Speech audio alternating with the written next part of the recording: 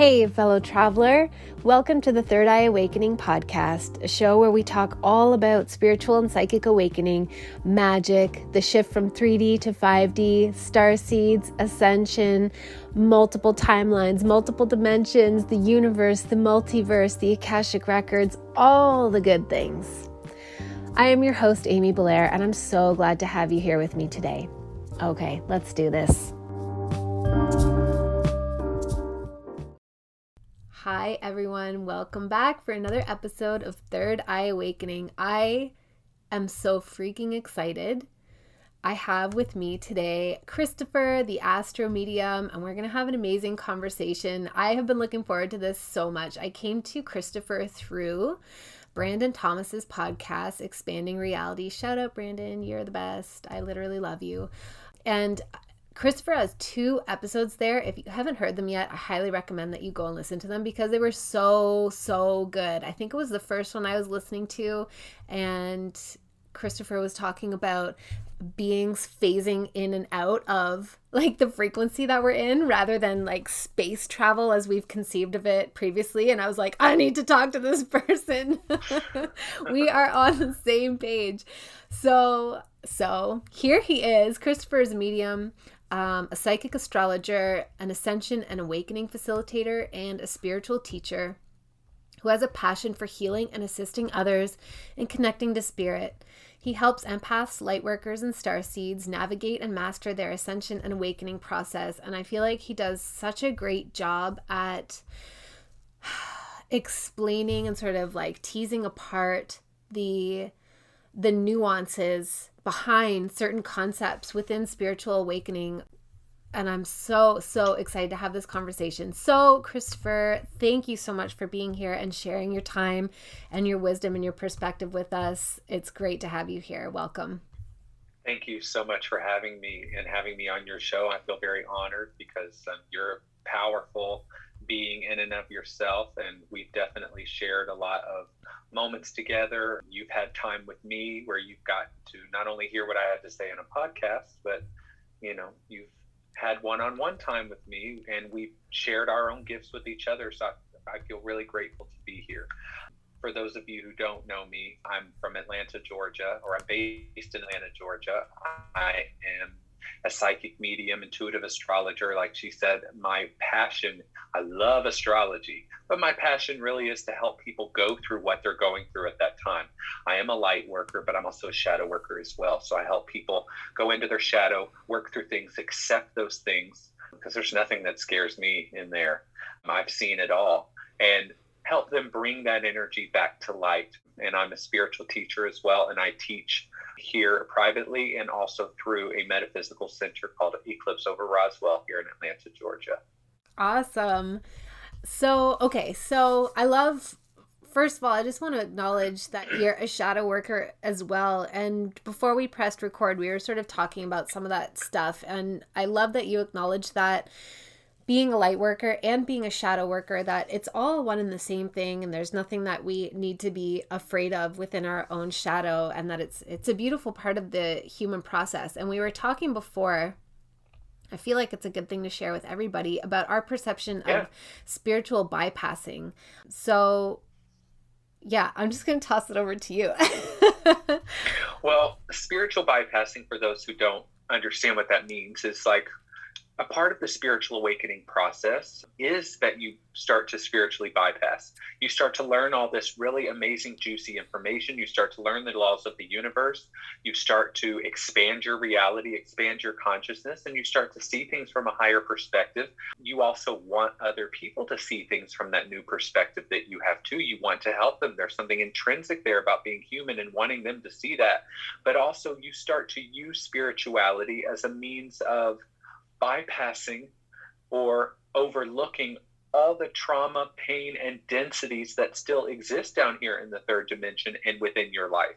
You start to love and light your way out of doing your own work. You start to listen to other people's conversations about what they're going through, and you start to say, focus on the positive so that you receive that. You're just giving more of your attention. Guilty. I mean, I thought I was Abraham Hicks for several years, okay? And people would be telling me what they were going through, and I'm like, you just need to focus on this. That was part of my process. So although spiritual bypassing is an issue, and it's something that is really prevalent within all communities now, but because we've been spiritually bypassing for thousands of years, if you want to go into religion. So we've used religion to bypass things as well. Just pray the gay away, or just repent for your sins. It's just like, it's intrinsically in us as a way to avoid the pain, because when you awaken, you wake up to all facets of yourself, and the facets that are not catching the light, that are casting a shadow, you also wake up to those as well, because you're more aware of your total beingness. So it's important for people to understand that if you find yourself spiritually bypassing, and just know it's part of the process, and that it's okay. Correct it later, or give yourself grace and say, that was where I was at the time, and I didn't see it that way. Also, spiritual bypassing comes from people wanting to share such good information and really wanting things to be okay. People really do want things to go well, and to be happy, and for everyone to be joyful. And when you are given a teaching like the law of attraction or the nature of reality, and you start to understand how everything works, you really do think, well, I'll just give my attention to what's going well and I'll receive more of it. But what about all those years where you were asleep, or not as awake as you were, as I like to say? Well, there's a lot of stuff that has to come up, because as you raise your frequency, you immediately start to feel the weight of the things that were keeping you down here. It feels different to you now. The contrast is bigger. It's more noticeable. So those things must be paid attention to more, not less. And if you're spiritually bypassing, your spirit won't let you do that for very long. And if you see other people spiritually bypassing, just like if you see people sitting in their victimhood or in their trauma, let them be where they are and offer them nothing but love and acceptance, because they will come to it when they're ready, because their higher self and their soul have their back. Yeah, I love that. That's so beautifully put. And I feel like the idea of spiritual bypassing being an issue it's an extension of the judgment that we hold for each other that you're talking about, because so much judgment. And again, I will say guilty. I've definitely spiritually bypassed, and I've definitely felt like I needed to wake people up, and I've definitely felt like, I can see people in their victimhood, and I had to go through my own process of refinement and remembering that, like, yes. I just tend to my own garden. That's my and only that is point of power. very hard to do when you have a mission. It is, isn't it? You feel the urgency of your mission, and you wanna, and your love for the people that are around you, for example, that you're like, just see it. You want them to be happy, but that's a selfish thing, because I want them to be happy for me. Our ego, because it feels good to have the answers. The ego really likes the one having the answers and the one being of help. So there's a lot of wires in there mixed together. Okay. So it's like, yes, there's a beautiful intention behind spiritually bypassing. Then there's an ego reason why we're doing it. So our journey is actually to find out and uncross all those wires through introspection and reflection.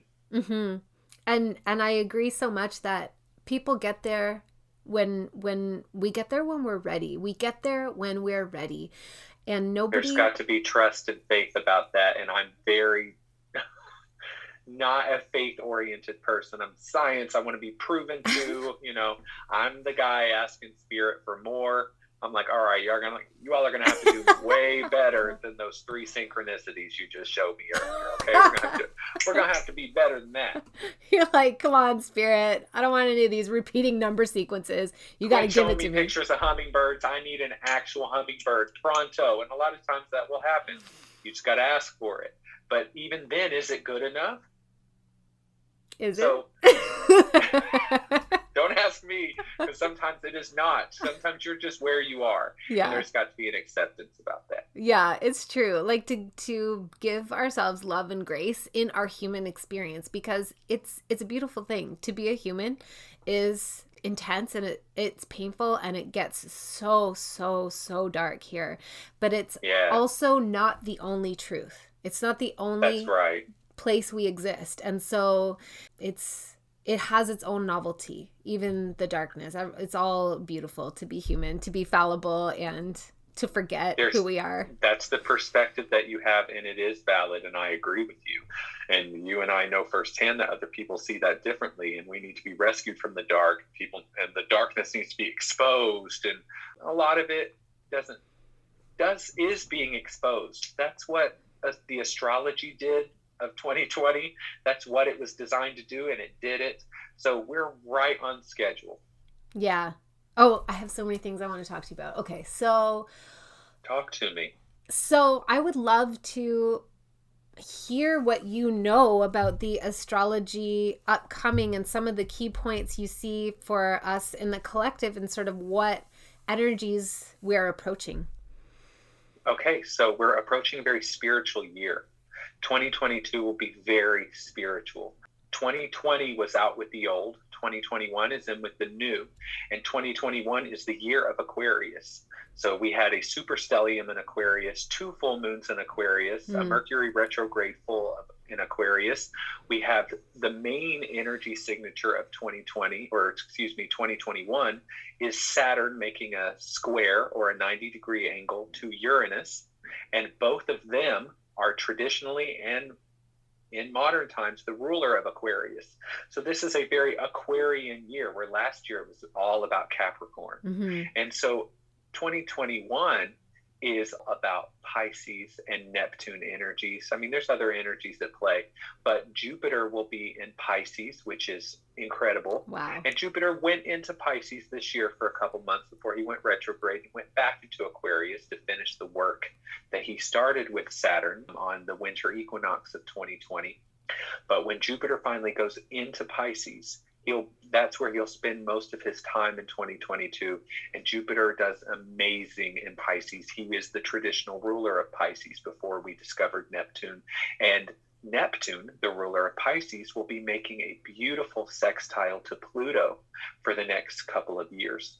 And this happens somewhat often in astrology, but Neptune sextile Pluto is spiritual empowerment, stronger connection, stronger collective pull upwards toward transformation on a spiritual level, but also increase in global and collective psychic abilities and understanding our true nature in deeper ways. And that's what I'm very excited about.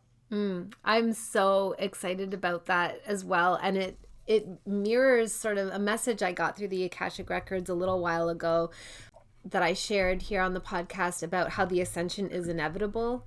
I got a lot of really clear detail around like what's actually happening, and my own understanding was really expanded of the bigger picture of the cycles that we're experiencing, and that this is just a cycle that is so large it's hard for our current human consciousness and the way that we time keep, which is kind of distorted, to feel. And it's going to continue to distort. When you say distorted, do you mean distorted by the way that we keep it? Yeah, well, that's what I mean, but I feel like there's both. So I definitely feel the shift in the quality of time. Like really, Yes, it's so palpable to me. It's big. Yes. Big. And that's part of this cycle. But I feel like there's also been a distortion, the same way that language has been kind of twisted and distorted. And like certain things have just been like shifted off kilter, just enough to throw us off the trail. So I feel like there's this big cycle happening is what I received through the records, and everything, like you said, like everything is on time. It's all on time. Just chill, like just ride this wave, and it's going to be intense, but it's also from that perspective things are just fine. And that it's hard though for us to see that this is a cycle, because we in our, especially in Western culture, we don't time keep, most of us. We don't keep track of those bigger cycles. We leave it to the farmers to track the seasons. Yeah. We don't check the almanac. We're not in touch with like the way that the moon cycle affects planting. Those rhythms, we're very disconnected from them. Yeah. So we don't sense the cyclical rhythm of what's happening. And it's a big cycle, and it involves creation and consciousness on much bigger levels than just the human drama that's playing out. But this is our beautiful human drama as it's playing out. These energies have to move through these archetypes as reflected by the cosmic celestial bodies. But it's just themes that are being played out in our collective dream that is becoming more of a lucid dream. And I think we're coming to like truly a collective awakening insofar as like the great dreaming mind wakes up from this dream and then will eventually go back into slumber for another dream. Yeah, I love the way you put that. And some previous podcasts that I've been on, they would start out feeling like so much chaos going on in the world right now, so much negativity, so much hatred, so much violence, and I'm like, I think, that's just as media driven as anything else. Totally. And I'm like, all this stuff has been going on for thousands of years. And I just want to reiterate to people, as part of the cycle that we're in, since we're talking about cycles, is Saturn and Pluto formed a conjunction to each other in 2020. And they do this every 37 years or so. And it's a big deal whenever they do that. Both world wars, well, even the Cold War. So 1983 was a Saturn-Pluto conjunction. Wow. And Saturn opposite Pluto. Think about the year 2001 when Saturn was opposite Pluto. Ding, ding, ding. Yeah. So I just want to bring that to people's attention. But Jupiter was also part of the party in 2020. So we had Jupiter, Saturn, and Pluto all conjunct together. And that is actually very rare. And that Jupiter expanded that energy and brought so many things to the surface. And Pluto, he is supposed to unearth things from the unconscious, not the subconscious, the unconscious, things that the shadow aspects of self and the collective mind, things that were not brought to light before. We're going to bring it up to light to be purged, to be burned through, and to be resolved and transformed into something else. Totally. And in using the term burn, what comes to mind is like, it's not burn to destroy, it's burn to alchemize.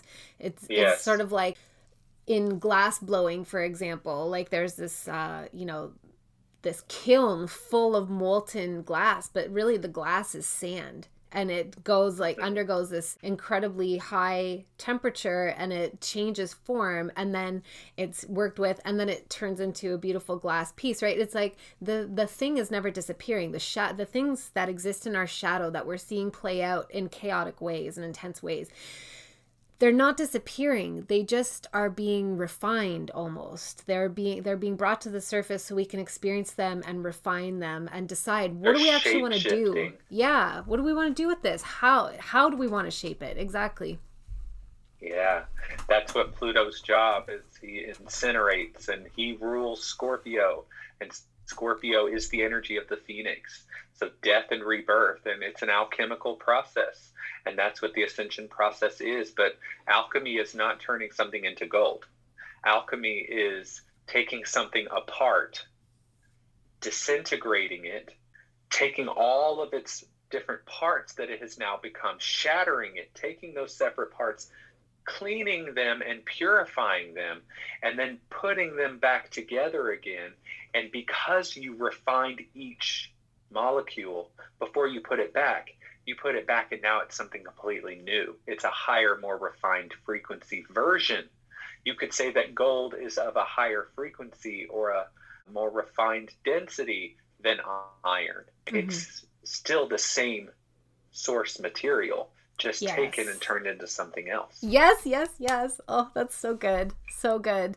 And would you care to sort of explain any of your perspective of what ascension is? We were recently in a larger group conversation, and somebody who's kind of in their shadow place was cautioning against the new age concept of 5D ascension being like, I don't know. 5D ascension and New Agers and like these people who are spiritually bypassing and talk about this fantasy world of 5D. Yes, exactly. And I totally get it, because there are a lot of Beckys on Instagram with their Lululemon talking about hashtag 5D, and it makes people like them run.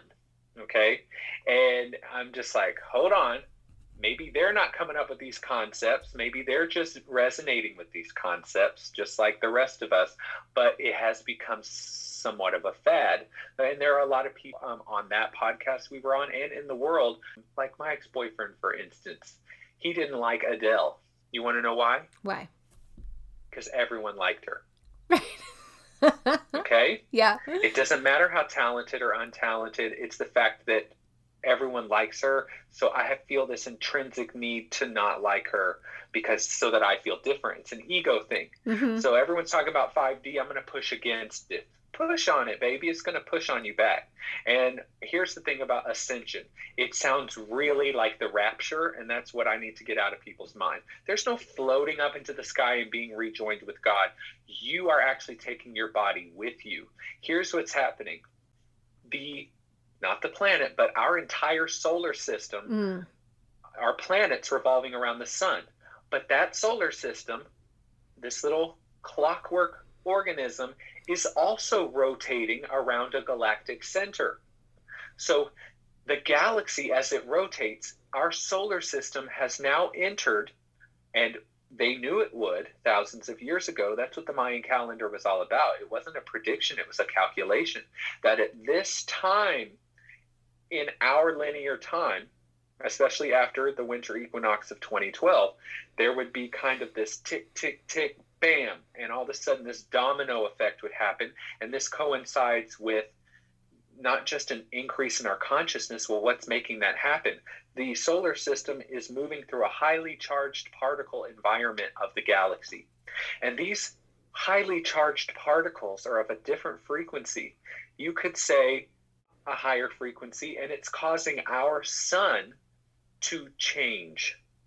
And because our sun is now erupting more than it ever has and releasing what we call coronal mass ejections into our atmosphere, it's causing a shift in our Earth's frequency, which is known as the Schumann resonance, and that is causing light codes, light plasma to come into our electromagnetic field, the Earth's biofield, and this is causing energies to come up to the surface. It's also causing our energy to grow and expand.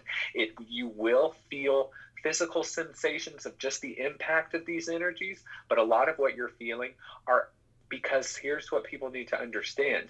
Your DNA strand is made of light. Yep. You're made of light. Yes. But your DNA is made of crystalline light.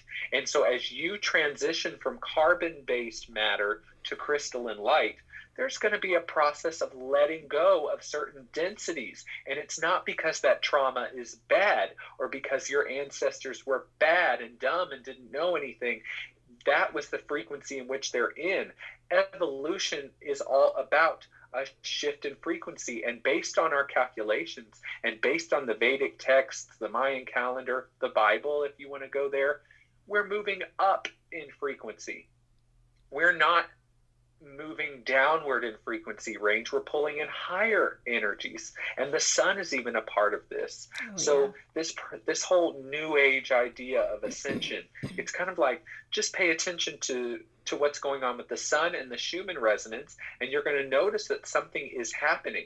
Pay attention to what's happening in the world right now, because astrologically there are things coming up in our consciousness. But when that light plasma from the sun hits your electromagnetic field, it activates your DNA strand, and as that DNA strand starts to upgrade to a new operating system, it must let go, just like your iPhone does. Where did all those old programs on your iPhone go when it took the upgrade last night? Where did they magically go? It had to be released. You could say, put in the trash bin. And haven't you ever wondered what happens to your phone? How there can be a recording on your phone and your voice frequency went into the microphone and was sucked up by that phone, and then you can press delete and it's actually gone. Where did it go? What is it? Like, what was making it hold storage? Our technology is even more advanced than we're able to comprehend, most of us, because it's now starting to operate outside of the realm of the third dimensional laws. And so that's the whole process that this is you're upgrading to a new operating system. And before that can happen, things that don't match that frequency bandwidth that you're moving into must be let go of. And it only must be because you're being pulled in that direction. So if you hold on to this, you're going to feel the taffy being pulled, and you're going to feel your energy being split and being pulled in two different directions. So it's going to call those things forward, because that's what pain does, is it calls for our attention. So it's not that it's happening because your angels have said it's time for you to, and I don't mean to mock people who are really connected to angels, because so am I and so are you. It's just a lot of people are under the assumption, my guides are telling me this, my angels are telling me this, they're wanting me to go through this shadow work right now. So I'm going to hashtag shadow work because my hashtag Archangel Michael told me to. Your soul set this forth before you even got here. They're not doing it for you. They're there to guide you during that process, and to give you feedback. They want you to do that, not because you have to, but because it's part of the joy of it. Yeah. I love all of it. I love these conversations so much because it's so much fun to talk to somebody else who gets their understanding through their own channels and their own methods, and to compare notes and to be like, yes, in the Akashic records, when I zero in on somebody's DNA, that's exactly what I see is light. It's little windows of light. They almost look like almost like snowflakes.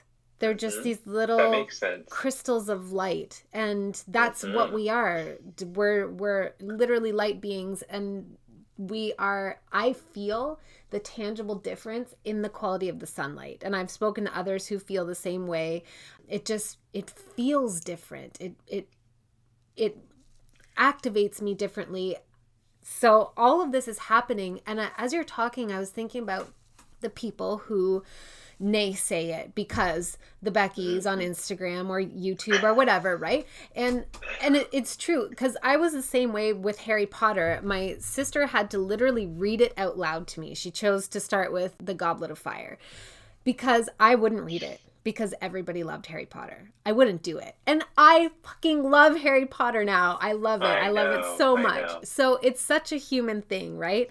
And I'm thinking about these naysayers, and it just makes me love them as we talk about it, because I can feel that they're protecting themselves from what they fear is the gigantic letdown, that if they allow themselves to believe that something will work out and something good is happening through all of this, and they were wrong, the devastation, that's where they're at. Right. That's what they're, that's been there too. Yeah, that's what they're just having to process right now, is the fear of like, can I let go of the side of, this cliff or the side of the pool and go out into the water and just trust that it's going to be okay? Right. Can I trust? And what if I trust?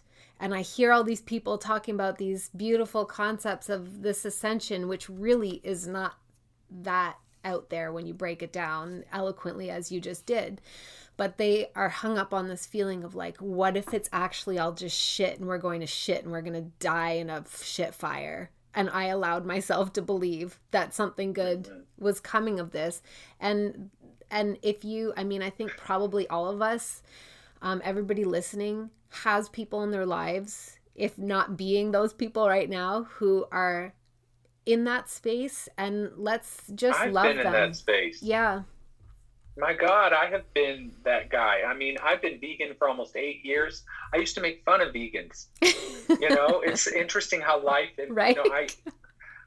One of my mentors, her name is Jessica Tanzel, an incredible psychic and medium and spiritual teacher, and that's one of my best friends. And I've known her. We went to the same high school. We're 12 years apart, but we went to the same performing arts high school. We go way back. We've done plays together before we realized.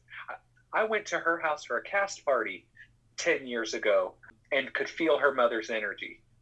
And now we're both mediums. I mean, it's just crazy how life has taken us here. But when she came out a few years ago as a psychic medium, and this is what she does now, I thought she was full of shit. I did. I just thought, I guess everyone's becoming a medium now. And then it ended up where I had to accept it about me. Yeah. So it's just, there's a lot of times they push real hard because they're wanting something to push back on them.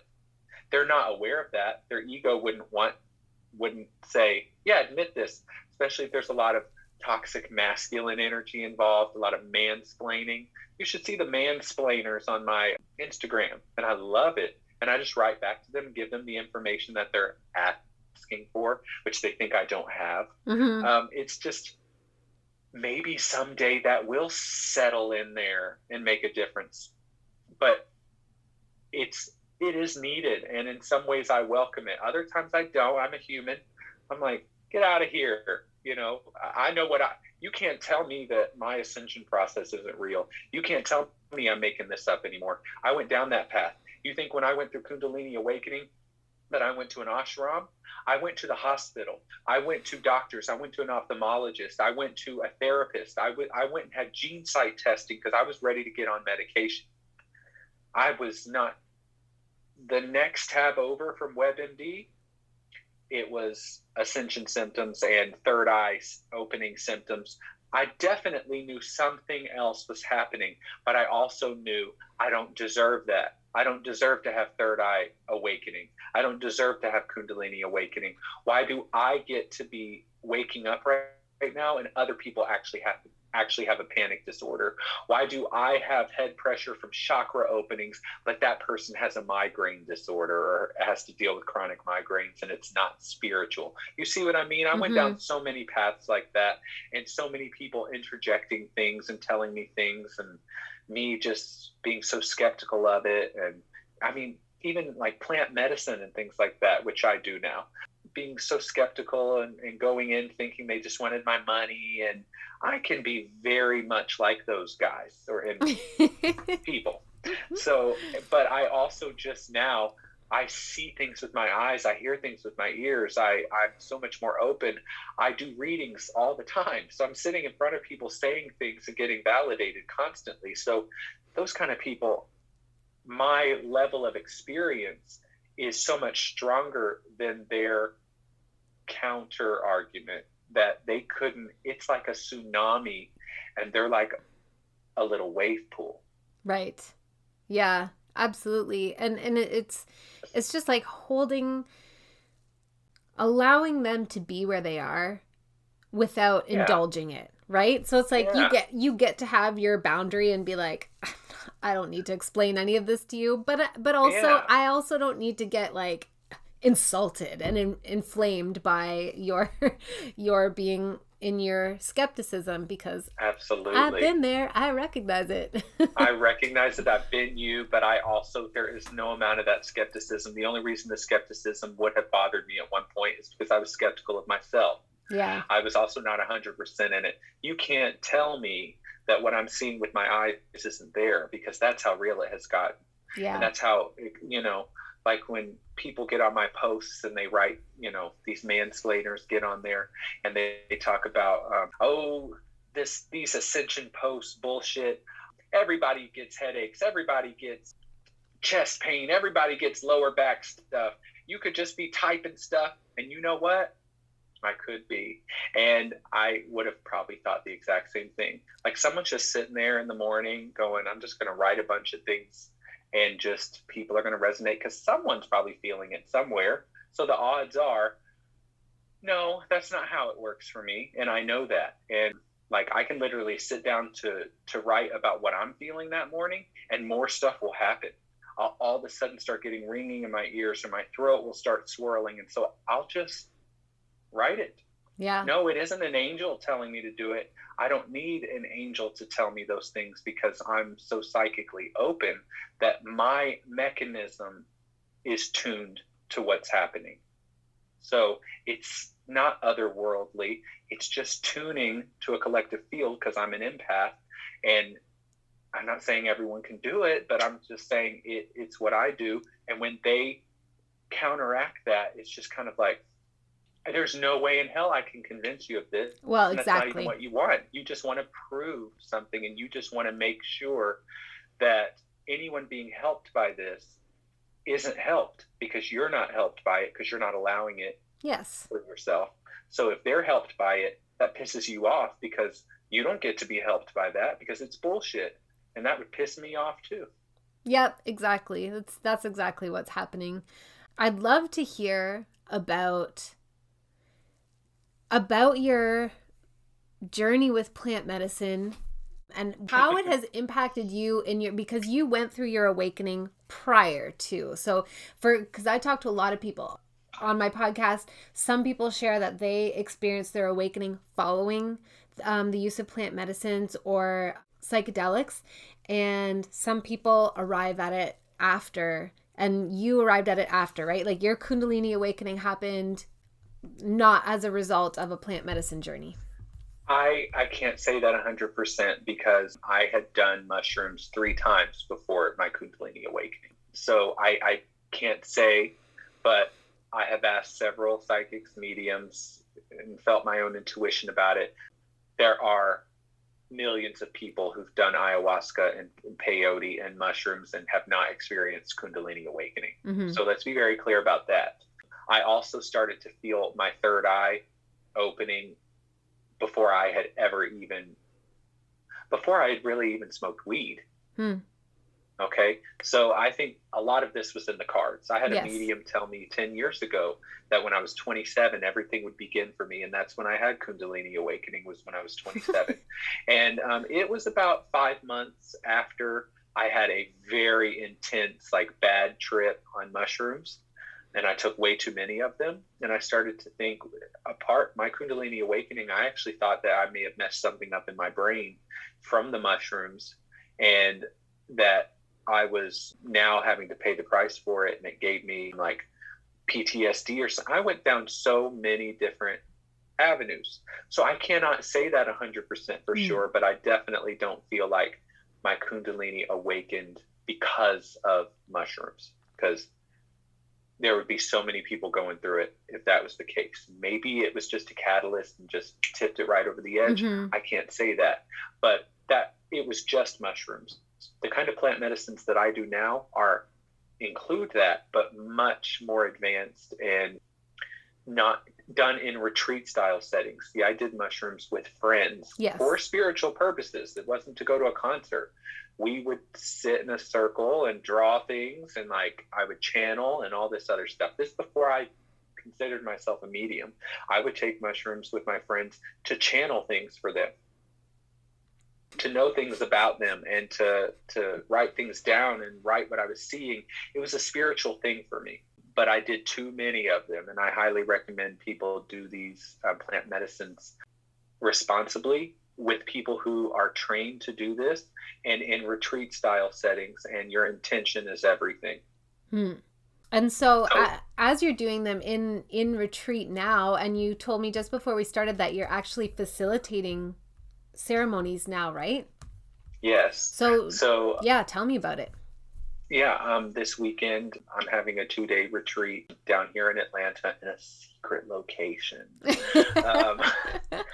In a beautiful cabin with lots of land around it and seeing lots of sparkles. I'm like, what are y'all trying to say about that? Yeah, they like this. Okay. Ooh. Come on, baby. Come on, spirit. I'm like, does spirit want me to talk about this? Yes. So it's so interesting, because there's a show out right now called 9 Perfect Strangers with Nicole Kidman, and it's about a plant medicine retreat. And I'm like, oh, this whole plant medicine thing, it's gotten so big that now that Nicole Kidman, she's starring in a show about it. So, and it's called 9 Perfect Strangers, and there are 9 people coming to my retreat. It was very interesting, and it was not supposed to be that many, but it happened that way. And the way this is done is so specific, and I can't really say too much about certain things, but it is based on the work of Armand Bitton, and he is a plant medicine pioneer. and he has developed a system that he calls imedics, and you can check out his website, Moments of Awe, AWE.org, I believe. And you're not going to find very much information there. It's going to be very vague. But this is it's a system, and there are 27 different plants that are used in this system. Wow. Psilocybin is one.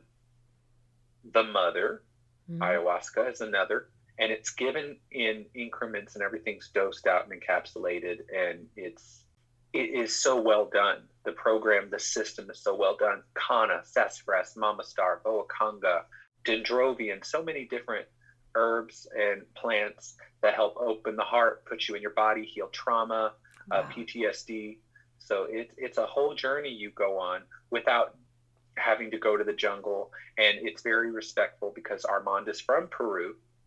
It's very respectful of indigenous cultures, and it centers around a system rather than taking advantage of someone's culture, going somewhere and being in their space, because I'm very sensitive to that as well, because this whole plant medicine thing has gotten very over commercialized, and capitalism is getting involved and money's getting involved. And it absolutely, before anything can truly become mainstream, it has to go through that process of being overused or abused in certain ways or tainted. And a lot of these medicines are grown here in the US and made here in the US, and it comes in these different forms that you wouldn't normally get plant medicine in that way. That's amazing. And so are you facilitating, like... Yes. And what, I mean, I don't want to, it's like, how do I... We can go there. I'm so curious about like what the experience is like. And I know everybody who comes, all 9 of the people who are going to come this weekend, will have their own unique experience. But very unique. What kind of journey, what are they drawn to? Like what, without obviously being able to guarantee outcomes, because everybody is so unique and has so many variables. Yes. What is the sort of outcome, with my finger quotes, that draws somebody to such a retreat? A new experience, a deeper understanding, a journey. It's just like a lot of people going, it's kind of like going to an amusement park. We're gonna have an experience we don't normally have. We're gonna go on a journey. And just depending on, your vibration and the vibration of the medicine at the time, and what she thinks you're ready for, or what she thinks she wants to. Because, my first retreat that I did, it was pretty soft and uneventful in a lot of ways. It wasn't until the second, really the third one that I went to, did it really start to take me there. Yeah. And I think it's because I was developing a relationship with the medicines, and that happens. So, but definitely these people are going to open up spiritually to heal trauma and to have a deeper insight on where they can take their healing journey next. Like, show me where it is I need to go. If I'll do the work, but show me what it is and give me another perspective so I can sit with it and process it. And does it help align people through the process of sort of surrendering and opening up and being with their trauma and allowing it to alchemize? Does it also activate in people understanding of their soul mission, insofar as like where they get to now channel the energy that has been freed up through this process? I think it can, yes. I wouldn't say that's in the brochure, but it definitely can do that and give you a better understanding of certain things. I mean, there was one of them I went to the second night. Nothing was happening. Of course, I went and I said, more. Because you don't just get a cup of something and you're good for the night. You get little bits of things for several hours, okay? And you start out with heart openers, and you get the heart opening medicines first, so that when you go into the spirit medicine, a few hours into the journey, you enter the spirit medicine through the heart and not the mind. Oh, isn't that so nice? And so it's a dance. It's choreographed, and the facilitator, we have it written down exactly who's taken what. It's very organized so that you're dropped in and you're never like forced into it, or, you know, it has been very intense for me several times, but I remember one time, you know, the second night, it was like nothing was really happening. And I sat there not feeling like I wanted to perform or make noise for anybody. And that was weird. I just wanted to be quiet and watch the fire. And I said, I'll just ride this night out. I'm bored. And I think what I was feeling was peace. And I had never really felt that. So I registered it as something was wrong, or I was bored. And it was actually just enjoy being in your body and just sit, because some of them are body medicines that put you in your body to give you a better sense of being in the physical form, which can trigger a lot of things to release when that happens, because you're now finally in the body where a lot of that trauma is stored. And then there's been other times where it has swallowed me whole into a fun house of like just madness. Okay. And I almost panicked and was just like, I remember sitting up in the bed in that room and just being like, oh, I can't do this. And then I just heard that voice, lay the fuck back down. Sad. And I just laid back down and I just let it happen. Because whether it was working something out and it healed something or cured something, or it was for a big reason, it was like, lay down, you signed up for this, and you can handle this. You actually can handle that. You're brave, you're strong, you can deal with this. It's all yours.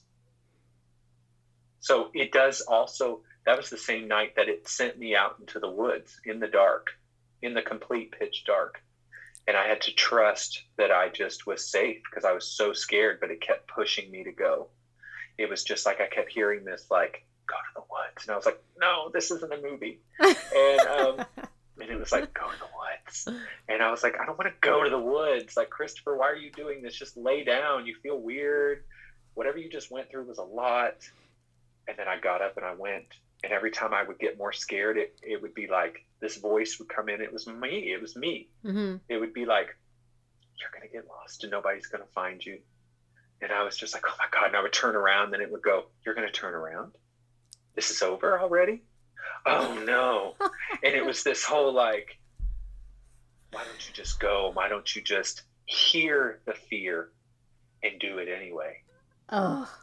And I did it. And I went really deep into the forest and I could feel my shadow self pulling me deep into the forest. And as soon as I got out there in this clearing, it was like, you can be whatever you want to be here because nobody's watching. And I was so vulnerable feeling. And I just stood up and I touched the trees and I said, thank you for not judging me. And I just had an experience.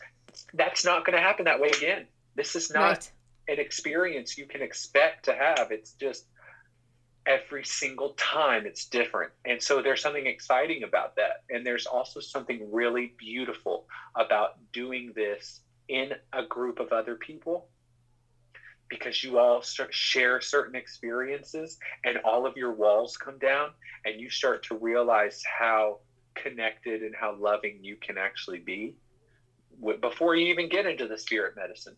Mm-hmm. Just to have that experience of sitting next to a stranger and holding them and not feeling weird about it. Mm-hmm.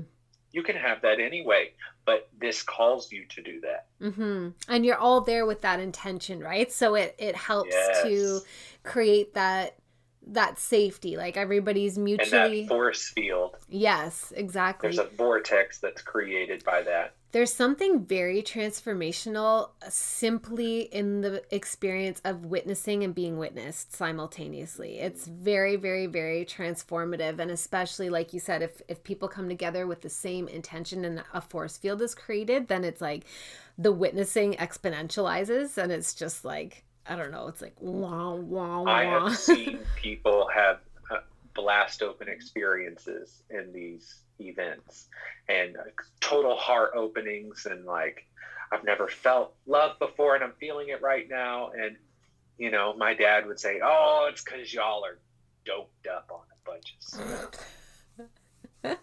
Well, but I mean, it's happening, right? I felt it. I feel like that's such a And you moot can't point. unfeel it. You can't unexpand a consciousness. Exactly. That's right. Like it's real. It's the same thing as saying like, "Oh, a dream isn't real." But a dream is totally real. It changes your it's a rearranging of your internal I 4D actually landscape. felt, based on what you're saying right there, because what it will do, and I do attribute this mostly to the mother, because you're on several medicines, but when you finally get her in there, it's like, oh, this is what I came for. Okay. Once that DMT gets in there, you're like, this is what I came for. And I would start to like feel something happening over here. And I would see this, like, in my mind's eye, this like Dr. Seuss looking purple ball with fluffy things. And then as I paid attention to it, I was like, that's cool. I would just feel like all these memories just file in. Wow. Like, whoa, what is that? And what's that? And why do I smell my elementary school lunchroom? And what's that plastic spiral that was on our agendas that we used to write in when I was in 5th grade? And what's that spiral about? And because it was hitting neural pathways Yes. that began then. And you just are like, I think she's going to work over here and she's just distracting me by this so that I don't interfere with the process. She's giving you a pretty She's to pay like, attention to. Look here, Yes. while she's rewiring and doing all this stuff. I love it's very that. interesting. Yes. That makes me think of, so I just this morning, I did a holographic matrix repatterning session on one of the women in my apprenticeship. So I tune in and I can see, they show me somebody's matrix. So it's like this incredibly detailed, intricate lattice work of energy. It almost looks like a bazillion dimensional spider web, but it incorporates our energy centers, and so there's a lot of curvature to it and a lot of straight line geometry, and they'll just guide me to what wants to be. I would say I'm not really doing the work. They're doing the work, and they're guiding me to talk about what's happening that the person has opened up to, bring it to their attention. And anyway, she just had COVID, and she was so present during it, and she had the hugest up level through it, like a really powerful, it like burned away so much and like cleared out baggage that allowed her ascended self to come and now occupy her avatar, is what it feels like. And it was really similar, where it looked like it was bringing up a lot of shadow stuff for her and rearranging all of that, really similar to what you were just describing. Like, I think that's happening for a lot of us, and we're brought to it through the pathway of least resistance for each of us. So for you and the people that you are journeying with, it's partly through medicine journeying, and for other people it might be like through the actual process of getting sick, or just through the dreamscape or whatever. But I think it's part of this ascension that's happening, is like, we gotta rework the shit. We gotta go into those neural pathways, clean it out, rearrange. Yes, and that's what it felt like, and that's what they told me was happening. They were like, she was distracting you. She was like, look at the pretty object over here. Just like the little kids, you're like, look over here while you're cutting their hair. Yeah. They don't notice that that's happening. And it's like, sometimes you have to be done that way. And then I've also had it where she buried my face in it. She was like, see this. Yes, where she pretended to be me, because that's the thing, it's the medicine's merging with your energy, and it's becoming this thing you're doing, where I would be here and I split into these several versions of myself, and I would be like, oh my gosh, my voice sounds weird, and they would all go, my voice sounds weird. They would mock me, and I just felt like, oh my God, what is happening to me? And it would take me somewhere, and then it would lighten up, and then I would go, and then it would come back and it would go, do you want to go anywhere else? And I would go, well, in my mind, I definitely don't want to go there. And it would go, okay. And it would take me there because it would trick me it would be like, you want to go somewhere else? The minute I thought of, I definitely don't want to go there. Right. It took me there, so that it was not, you're the one who decided to go there. It was like tricking me. Yes. And I couldn't stop it. And it was like, I need that because I need to be tricked into it, because I'm so in control. Yes, yes. Well, because it's our human self, right? Like we all have an ego that just it needs to be in control. It wants to be in control. Ugh, Its whole job is to maintain the system. And that one. yeah. I have a lot Leo in my chart, a Yeah. lot, and a lot of first house energies and Aries energies. So I'm very much in like ego driven and in control. Yeah. And I feel like I mean, so many of us are. Yeah, that's We want the awakening, but we want it on our terms. And right, and like, so not how sounds it like works. Mother Ayahuasca's like, oh no, it's cool, I've met you before, I'm I've gonna do met what you I need to before, do. and you keep asking for the band-aid to be ripped off, Yeah, and so right. I'm going to do it now, but I'm going to have you do it, and I'm going to convince you to do it, Yeah. so Oh, that you it's can't ever genius. think, so that you actually do the work. That's brilliant. I have a really, really random question for you. Yeah, I love it. Okay, Let's so do it. this is a question submitted by my soul sister, Heather Thomas. She had a reading with you, and you picked up that she was part of a project of alien hybrid children preparation. And she's like, I said that. yes. I don't remember the shit I No, say in I my know. readings, Same so here. but that's not, no, I'm there with you. Like it's not like I've never said things like that. So I'm there, but I'm like, tell me more.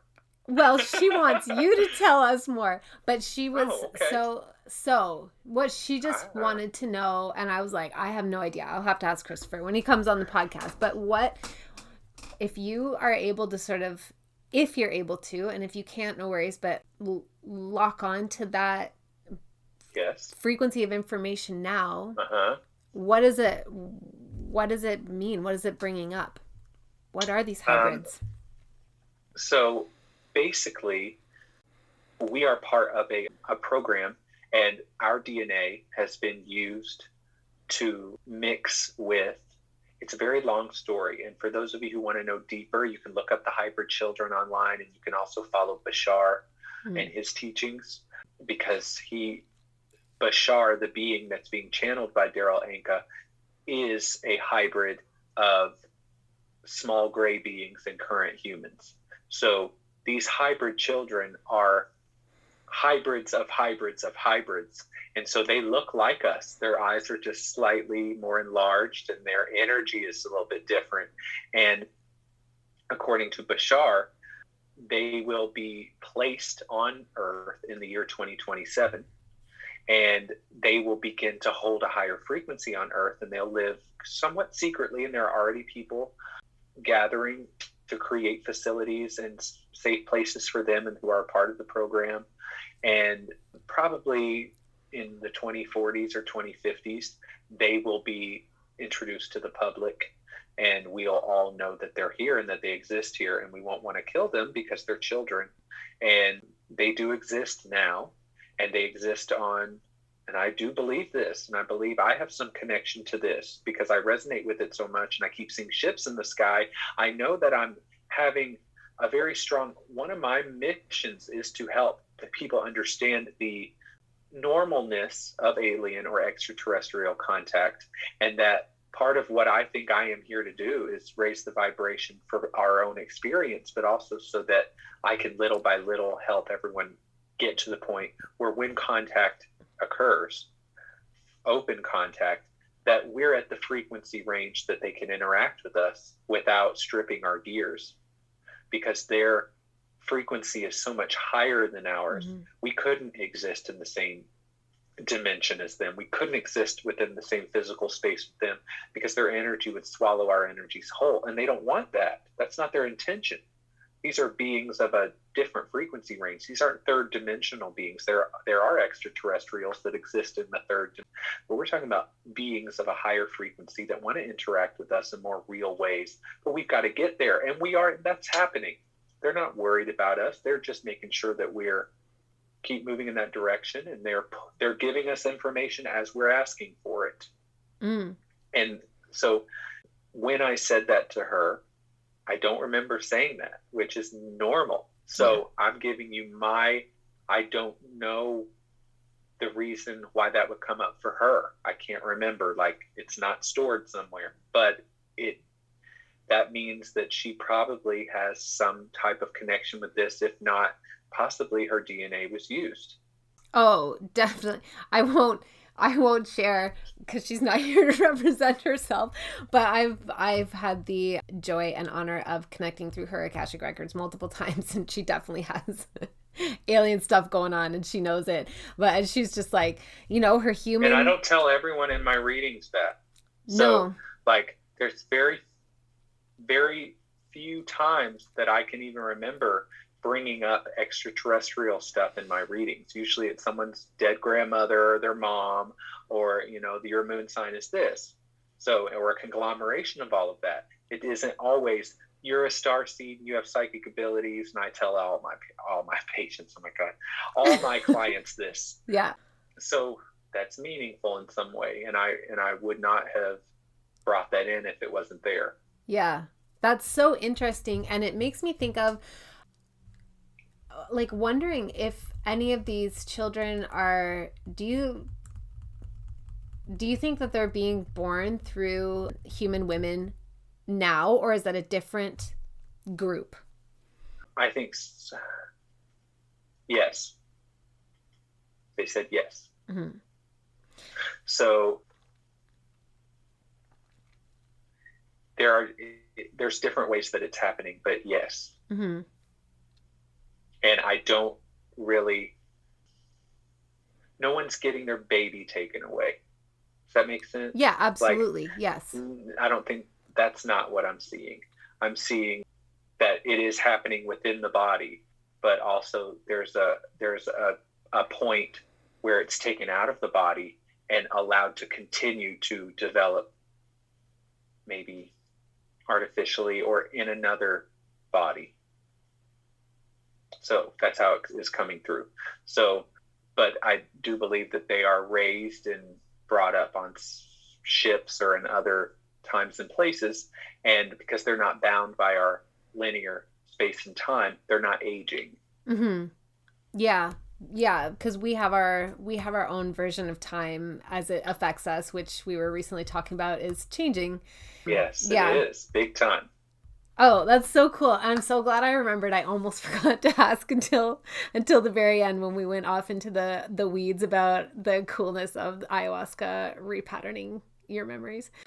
Amazing. Well, this has been truly a delightful conversation. I'm absolutely certain, like I already know, I'm going to ask you to come back on again so we can keep talking about more things. That. Yeah, it was such a joy. I've been looking forward to this for like 2 weeks or however long it's been since you booked. So. Well, thank you. I've really been looking forward to it as well. You're incredible, and I'm honored to be here. And thank you all for joining me and keeping your minds open. Yeah, and I will say this too, that I met Crystopher, so I heard of him through Brandon's podcast, like I shared, but I met Crystopher through, I booked a reading with him, and I booked it for myself as a gift, as a recently having given birth gift to myself, because I do readings for people all the time, and I almost never have readings done for me or anything like that. Right. And it was a really, really beautiful experience, and Chrystopher had no idea who I was.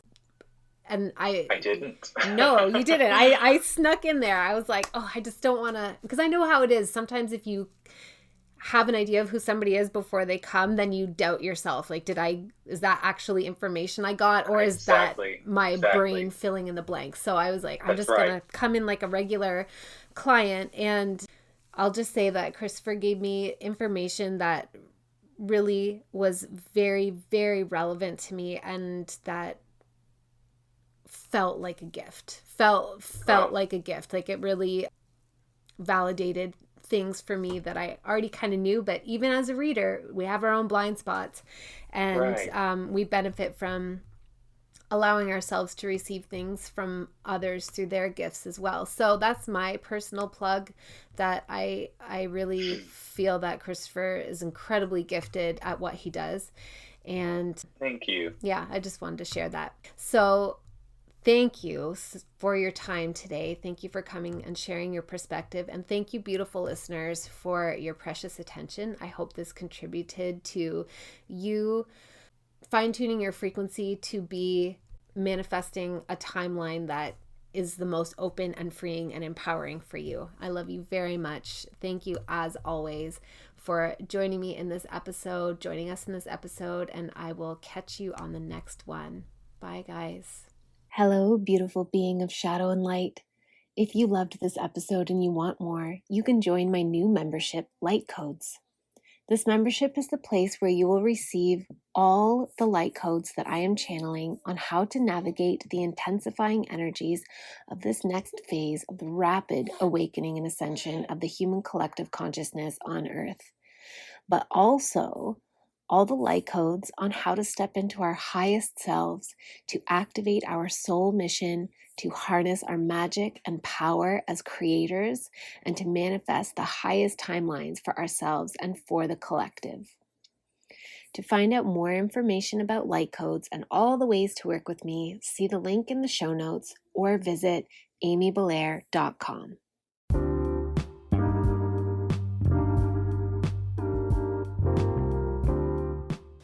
Thank you so much for being here with me on this episode. I appreciate you more than my words could ever say. Please remember to rate, review, subscribe, and share, and I will catch you on the next episode.